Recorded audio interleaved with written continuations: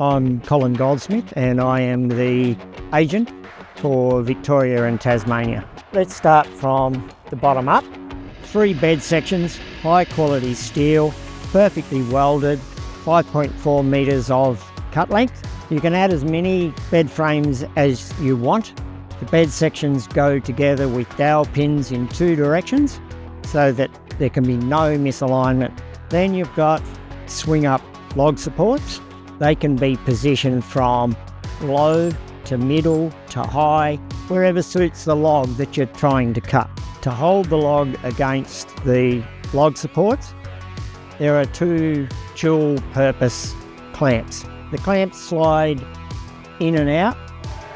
So you have your log on, slide the clamp up against the log, the point bites into the log as you tension the clamp. Then move along to the saw head. There's 3 different power options. There's a 25 horsepower petrol engine, there's also a 24 horsepower diesel engine, and there's an option for a 3-phase 15 horsepower electric model. Then I would like to show you the up-down system. There's 2 gas struts built into the mast which take the weight of the head, so there's no effort either up or down with your adjustment of the height. It's 1 full turn and 1 click gives a 50mm board. Half a turn and 1 click gives a 25mm board. The blade guide rollers keep a downforce on the blade, which gives perfectly accurate cuts. The blade guide arm is adjustable from all the way out to all the way in, or when you're sizing up your log, you position the roller in such a place that it's fairly close to the edge of the log. We have a number of options in blades that we are very confident of. Our standard blade for this machine would be what we call our double hard blade.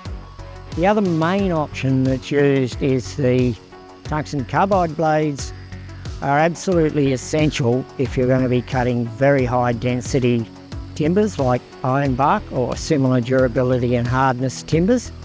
To change blades on the machine, it's really quick and easy. Simply release the blade tension, open the blade doors, so then just take the blade out,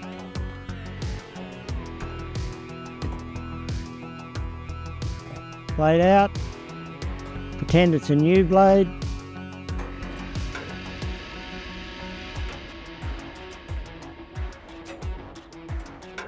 while I've got this open, the blade wheels are cast wheels, 19-inch diameter, and the blade runs on V-bolts which sit inside a groove in the wheel, with the idea that as they flap about, the sawdust comes off and you don't get a build-up of sawdust on your blade, which can cause all sorts of problems.